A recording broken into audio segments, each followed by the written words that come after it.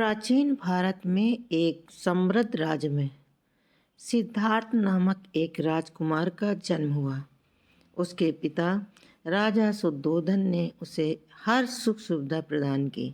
सिद्धार्थ का जीवन भव्य महल, सुंदर वस्त्र और अनंत धन से भरा हुआ था, लेकिन उनके मन में एक गहरी जिज्ञासा थी जो उसे हमेशा परेशान करती थी। एक दिन सिद्धार्थ ने अपने महल से बाहर जाने का निर्णय लिया। जब वो अपने घोड़े पर सवार होकर शहर की ओर बढ़े तो उन्होंने पहली बार जीवन की वास्तविकता देखी।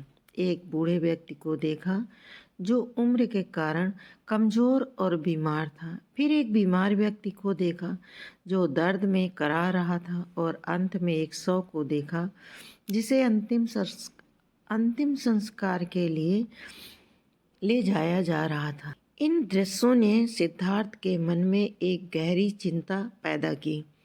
उन्होंने अपने पिता से पूछा, पिता, क्या जीवन का यही सच है? क्या हम सभी को एक दिन बूढ़ा और बीमार होना है? राजा ने उसे समझाने की बहुत कोशिश की, लेकिन सिद्धार्थ का मन नहीं माना। सिद्धार्थ ने ठान लिया कि वह इस दुख का समाधान खोजेगा और अपने महल को छोड़ने का निर्णय लिया। एक रात जब सभी लोग सो रहे थे, वह चुपचाप महल से बाहर निकले और जंगल की ओर चल पड़े। जंगल में सिद्धार्थ ने कई साधुओं और तपस्वियों से मुलाकात की। उन्होंने कठोर तपस्या की, लेकिन फिर भी उनको सच्चा ज्ञान नहीं मिला। एक दिन जब वह एक नदी के किनारे बैठे थे तो एक किसान को देखा जो अपने खेत में काम कर रहा था। किसान ने अपने काम में धैर्य और समर्पण दिखाया।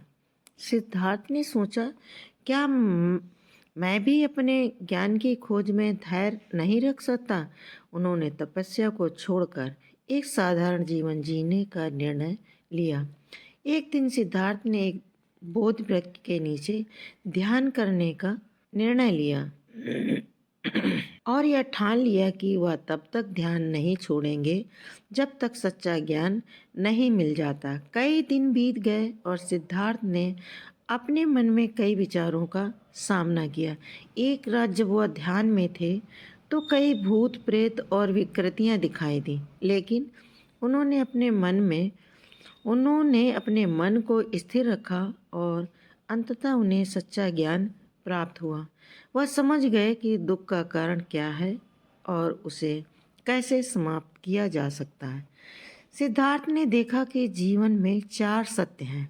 जीवन में दुख असंभावी है, दुख का कारण इच्छाएं हैं और आसक्तियां हैं। दुख का अंत संभव है। दुख के अंत के लिए अष्टांगिक मार्ग का पालन करना होगा। इन सत्यों को समझने के लिए सिद्धार्थ ने बुद्ध ज्ञानवान का नाम धारण किया। बुद्ध ने अपने ज्ञान को साझा करने का निर्णय लिया। उन्होंने कहा, दुख का अंत संभव है, लेकिन इसके लिए हमें अपने भीतर की इच्छाओं और आसक्तियों को समझना होगा। बुद्ध ने अपने शिष्यों को सिखाया कि जीवन में संतुलन, धैर्य और करुणा आवश्यक है। उन्होंने समाज को यह संदेश दिया कि एकजुटता और सहयोग से ही हम सभी के दुखों का समाधान कर सकते हैं। एक दिन बुद्ध ने एक गांव का दौरा किया जहां लोग बहुत दुखी थे। उन्होंने देखा कि एक माँ अपने बच्चे को खो चुकी थी। बुद्ध ने उस माँ के पास जाकर कहा, मैं तुम्हारी पीड़ा समझता हूँ, लेकिन याद रखो, जीवन में दुख और सुख दोनों हैं। हमें अपने दुख को स्वीकार करना चाहिए और आगे बढ़ना चाहिए। उस माँ ने बुद्ध की बातों को सुना और धीरे धीरे उसने अपने दुख को स्वीकार किया। ऐसी ही प्रेरणादायक कहानी सुनने के लिए हमारे चैनल को लाइक कीजिए, सब्सक्राइब कीजिए, शेयर कीजिए, सपोर्ट कीजिए। Thank you. मिलते हैं अगले वीडियो में।